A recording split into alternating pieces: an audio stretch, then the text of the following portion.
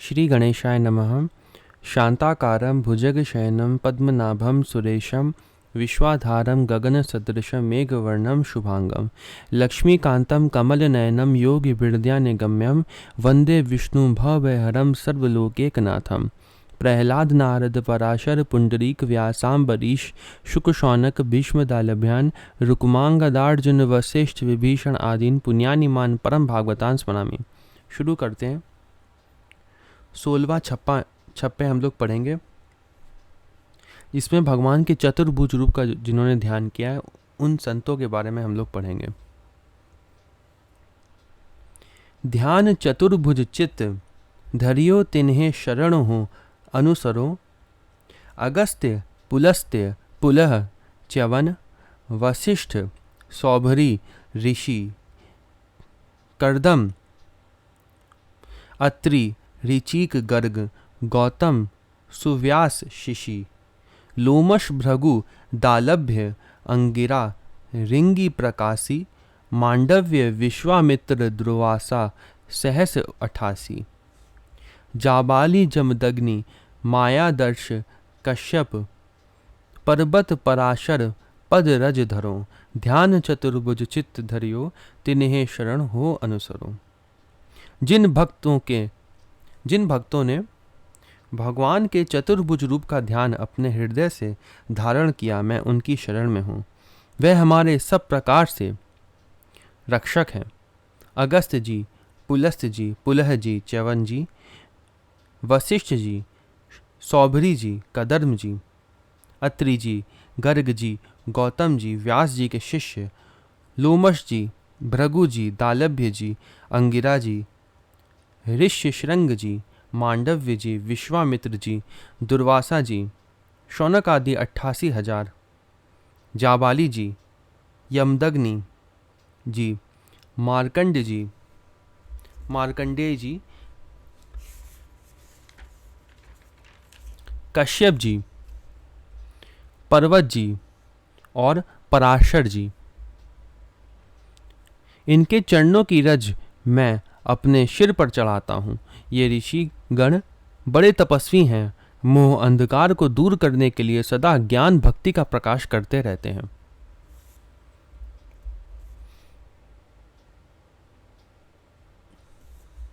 क्या लिखा है कि ये मोह अंधकार को दूर करने के लिए हमेशा ज्ञान भक्ति का प्रकाश करते रहते हैं। अब हम टिप्पणी पढ़ेंगे आगे। क्या लिखी है? अगस्त जी के बारे में सबसे पहले पढ़ेंगे। मित्रा वरुण ऋषि का वीर्य उर्वशी को देखकर स्खलित हुआ। वही घड़े में स्थापित किया गया। उसी तब तेज से अगस्त जी तथा दोबारा वशिष्ठ जी की निमि श्राप से उत्पत्ति हुई। इसी कारण से अगस्त जी का एक नाम कुंभज भी है। घड़े से उत्पन्न हुए हैं इसलिए इनका नाम कुंभज है। कुंभ घड़े को कहते हैं। श्री अगस्त जी ने विदर्भ राजकुमारी लोपामुद्रा को पत्नी के रूप में वर्ण कर वानप्रस्थ विधान से मलय पर्वत में जाकर बड़ी दुष्कर तपस्या की। विशोषिणी विद्या को प्राप्त कर समुद्र को पी जाने की शक्ति प्राप्त की। दैत्य दिन भर समुद्र में छिपे रहते हैं और रात्रि में निकलकर देवता, ऋषि, मुनि, मनुष्य आदि को का नाश किया करते थे। इसलिए अगस्त जी ने 3 चुल्लू में समुद्र को पी लिया। 3 चुल्लू में 3 बार उन्होंने चुल्लू लिया और उसमें समुद्र को पी लिया।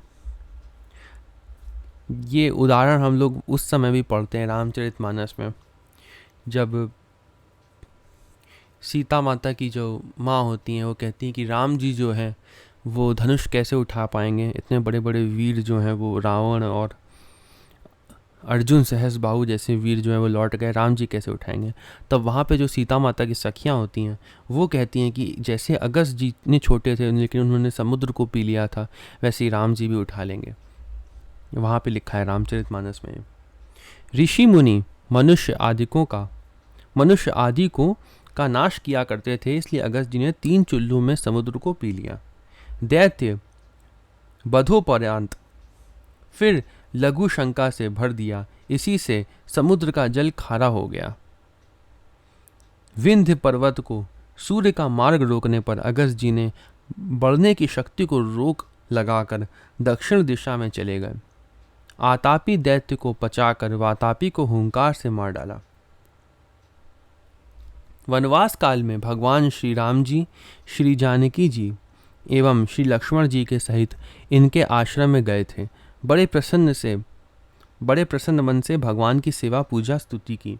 श्री राम जी ने राक्षस वध का मंत्र उपाय पूछा। अगस्त जी ने भगवान से वर मांगा। ये वर मांगहु कृपा निकेता, बसहु हृदय श्री अनुज समेता। अविरल भक्ति विरत सतसंगा, चरण सरोरुहु प्रीति अभंगा। आप मंत्र दृष्टा ऋषि हैं। आपके द्वारा रचित अगस्त्य संहिता को मंत्र संहिता भी कहते हैं।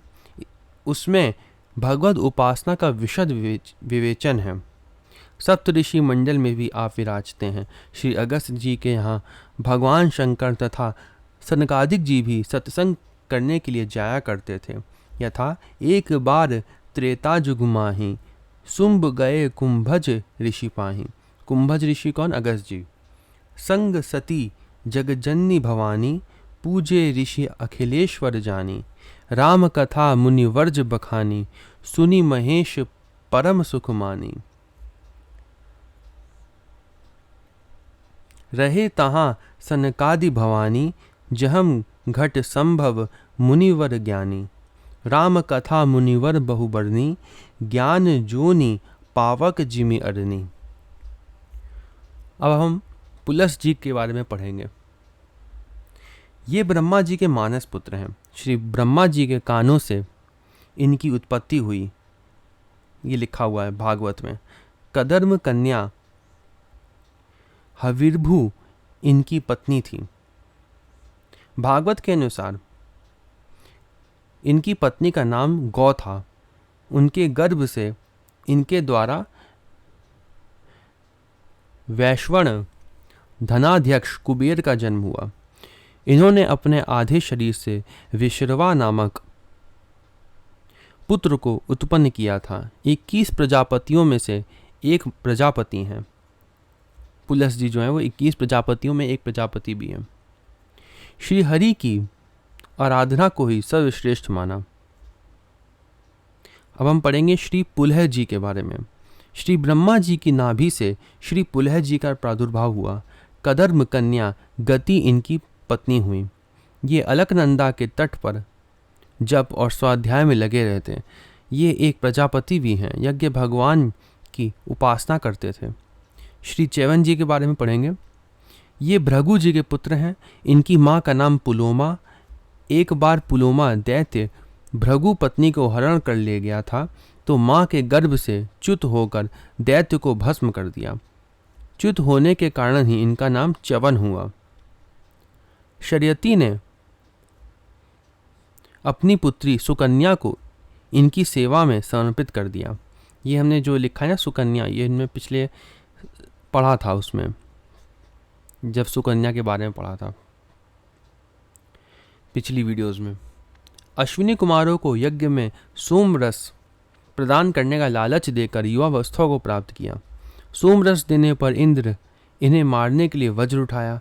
महर्षि च्यवन ने उसके वज्र युक्त हाथ को स्तंभित कर दिया। तब सब देवता अश्विनी कुमारों को सोम भाग देना स्वीकार कर लिया। श्री वशिष्ठ जी के बारे में पढ़ेंगे।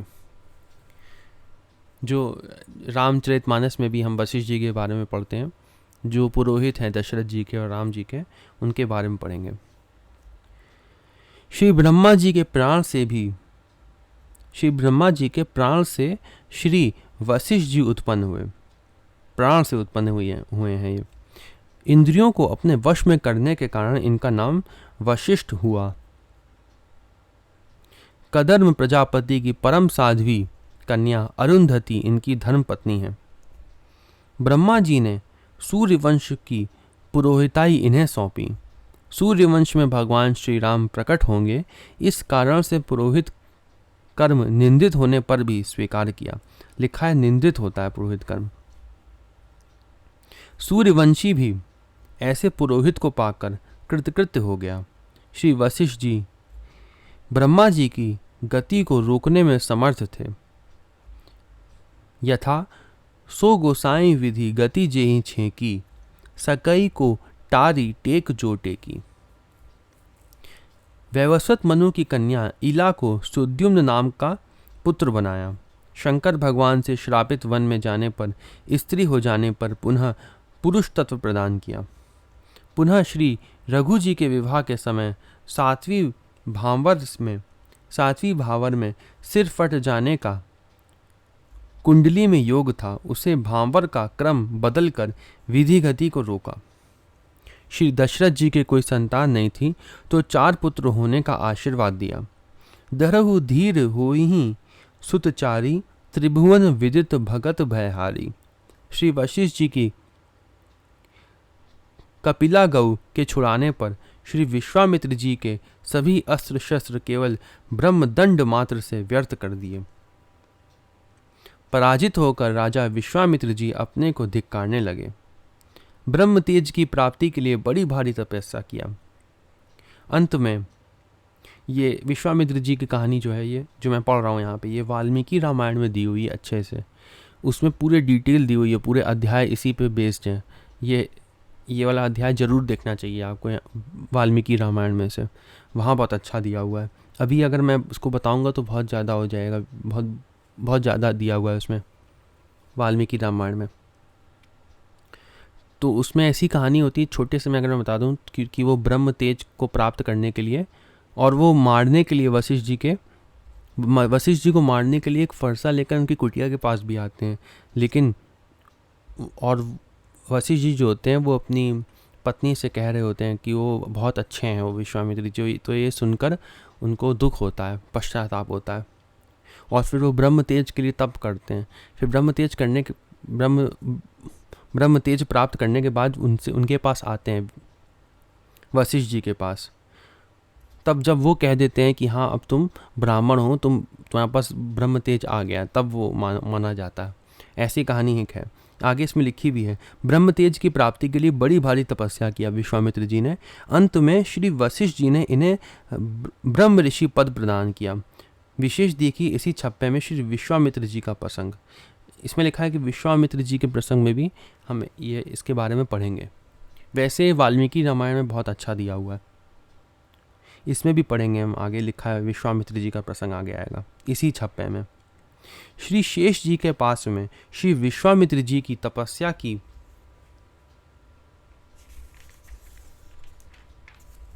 अपेक्षा सत्संग की श्रेष्ठता को सिद्ध किया।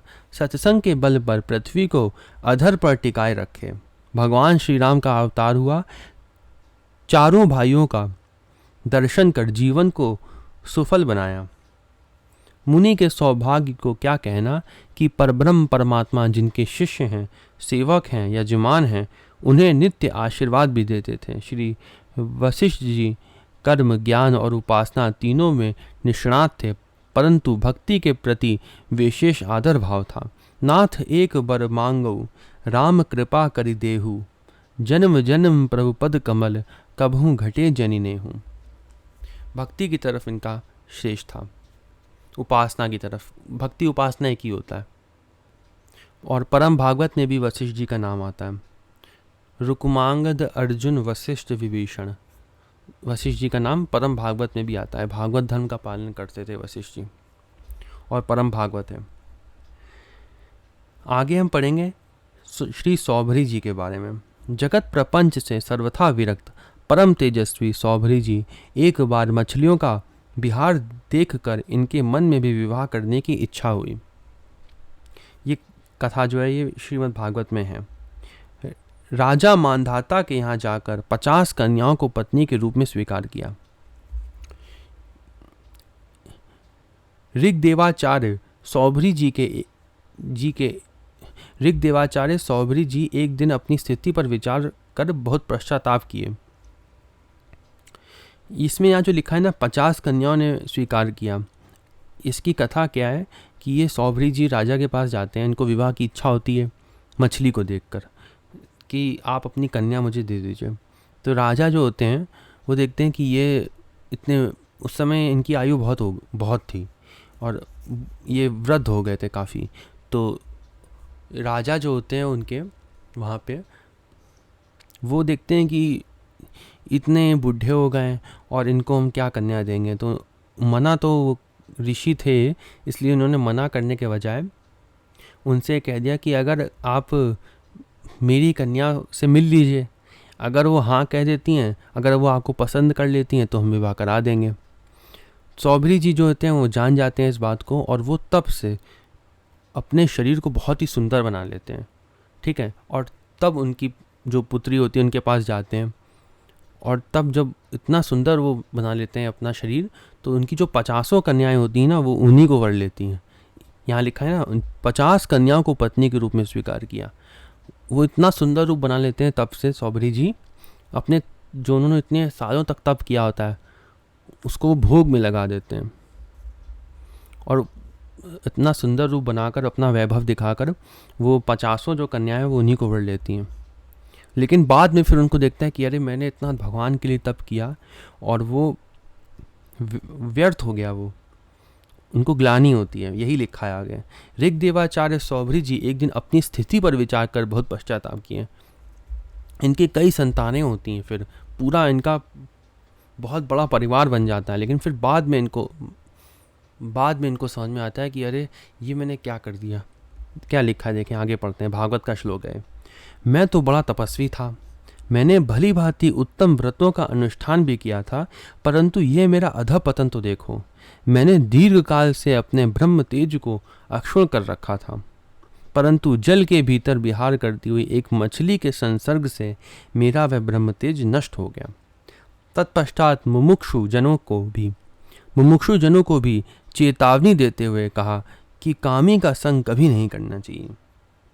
अगर संग करना है तो भगवान के प्रेमी भक्तों का संग करो, क्योंकि जिसका हम संग करेंगे वैसे ही बन जाएंगे, उसी की तरह हो जाएंगे।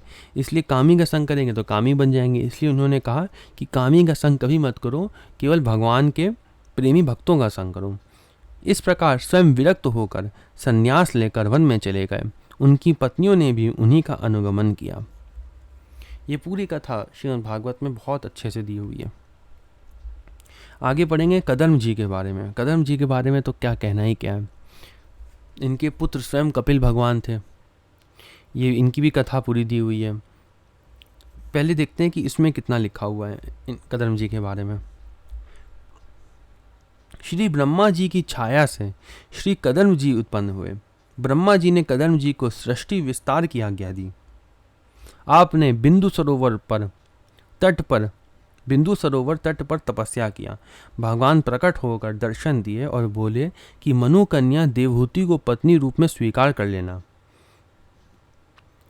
मैं स्वयं तुम्हारे यहां पुत्र रूप से अवतरित होऊंगा। ठीक है, क्या लिखा है इसमें? लिखा था कि बिंदु सरोवर पे इन्होंने तपस्या किया और फिर भगवान प्रकट हुए। ठीक है, भगवान प्रकट हुए, भगवान के वो पूरा रूप दिया हुआ है उसमें श्रीमद् भागवत में। और भगवान प्रकट होने के बाद क्या होता है, जितनी भी इच्छाएं अंदर होती हैं और जो भगवत प्राप्ति की वजह से रुकी हुई थी, वह भगवान पूरी करते हैं। सबसे पहले क्या पूरी करते हैं भगवान? वो इच्छाओं को पूरी करते हैं जो भगवत प्राप्ति के कारण रुकी हुई थी। जैसे, और कोई भी इच्छा रहने नहीं देते हैं भगवान। जब भगवान प्रकट हो जाते हैं ना किसी के सामने, तो उसके अंदर की जितनी इच्छाएं होती हैं, वो जो भगवत प्राप्ति के कारण रुकी हुई थी, वो भगवान सबसे पहले पूरी करते हैं। भगवान को कोई इच्छा रहने नहीं देते हैं अंदर जब भगवान प्रकट हो जाते हैं। तो जैसे भगवान ने, जब विभीषण जी भगवान राम जी के पास आए थे, तो भगवान ने उनको क्या कहा? लंकेश उन्होंने उनको बता दिया कि लंका का राजा बना दिया भगवान ने उनको। क्यों बना दिया राजा? क्योंकि भगवान के जब दर्शन होते हैं ना, तब भगवान सब कुछ दे देते हैं उसको। उसके बाद सब कुछ दे देते हैं। राजा बलि को भगवान ने सब कुछ दे दिया। यहाँ पे जो लिखा है, भगवान प्रकट होकर दर्शन दिए और बोले कि मनु कन्या देवहूति को पत्नी रूप में स्वीकार कर लेना। भगवान ने कहा, जब प्रकट हुए ना कदम्ब जी के सामने, भगवान ने कहा कि तुम्हारे अंदर विवाह करने की इच्छा है और उसके लिए प्रबंध मैंने पहले से ही कर लिया है। जो भी भागवत धर्म पे चलता है, भगवान उसकी सारी इच्छाओं का ठेका ले लेते हैं। सारी इच्छाएं भगवान पूरी करेंगे। अब जो भगवान के लिए कर्म करता है ना, भागवत धर्म का पालन करता है, भगवान उसकी सारी इच्छाएं पूरी करते हैं। इसीलिए ऐसा यहाँ पे लिखा है कि भगवान ने कहा कि मनु कन्या देवउतनी को पत्नी रूप में तुम स्वीकार कर लेना। ऐसा होता है कि भगवान ने कहते हैं कि मैंने पहले से प्रबंध कर लिया है। मैं बिल्कुल जो शब्द लिखे हैं भागवत में वो दिखाता हूँ अभी। जैसे श्रीमद् भागवत है, इसमें तृतीय स्कंद के 21वें अध्याय जो है उसमें है कदर्म जी की तपस्या और भगवान का वरदान। इसमें कदर्म जी जो है वो तपस्या करते हैं और उसके बाद जब भगवान प्रकट होते हैं तब कदर्म जी भगवान की स्तुति करते हैं।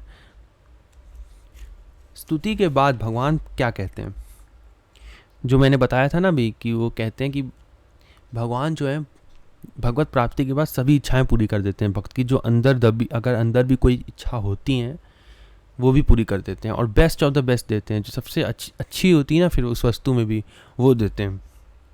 जैसे भगवान ने कहा, जिसके लिए तुमने आत्म संयम आदि के द्वारा मेरी आराधना की है, तुम्हारे हृदय के उस भाव को जानकर मैंने पहले से ही उसकी व्यवस्था कर दी है। भगवान ने कहा पहले से ही उसकी व्यवस्था कर दी है मैंने, भाव को जानकर। प्रजापते, मेरी आराधना तो कभी भी निष्फल नहीं होती। फिर जिनका चित्त निरंतर एकांत रूप से मुझ में ही लगा रहता है, जिनका चित्त भगवान में लगा रहता है केवल, उन तुम जैसे महात्माओं के द्वारा की हुई उपासना को तो और भी अधिक फल होता है। प्रसिद्ध यशस्वी सम्राट स्वयंभुव मनु ब्रह्मावर्त में रहकर 7 समुद्र वाली सारी पृथ्वी का शासन करते हैं। विप्रवर, वह परम धर्मज्ञ महाराज महारानी शत्रुपा के साथ तुमसे मिलने के लिए परसों यहाँ आएंगे।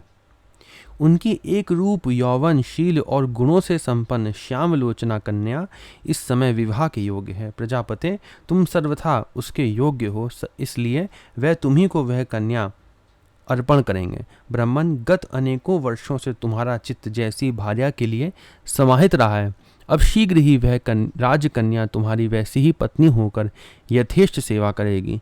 वह तुम्हारा वीर्य अपने गर्भ में धारण कर उससे 9 कन्याएं उत्पन्न करेगी और फिर तुम्हारी उन कन्याओं से लोक रीति के अनुसार मरीचि आदि ऋषिगण पुत्र उत्पन्न करेंगे।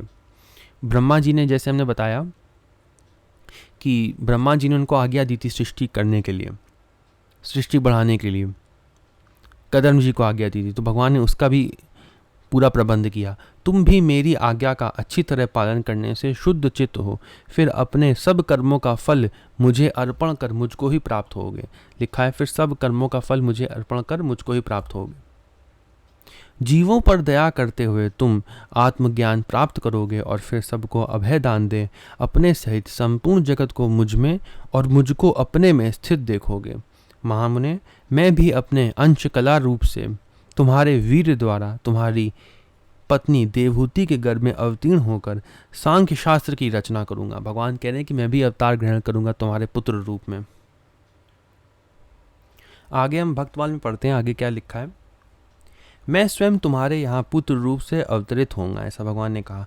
मनु कन्या देवहूति के साथ इस शर्त पर विवाह संबंध किया कि जब तक कोई संतान नहीं होगी तब तक गृहस्थ धर्मानुसार रहूंगा, इसके पश्चात भगवान की आराधना में लग जाऊंगा।